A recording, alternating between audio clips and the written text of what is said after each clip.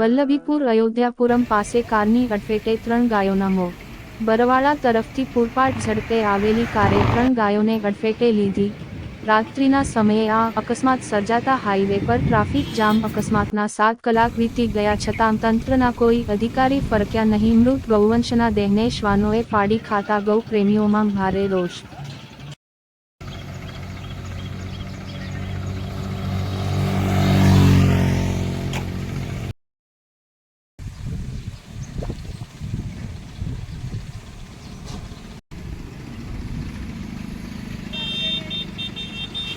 બાપુ નિરંજન ગિરી અરવિંદ ગિરી ગોસાઈ હરદેવ આશ્રમ નવાગામ ઢાળ. બાપુ આજે 3 ગૌવંશનું જે અકસ્માત થયું છે એ બાબતે શું કહેશો? એમાં 4 થી 2.5 થી 4ના ગામ એવું બન્યું એવું લાગે છે.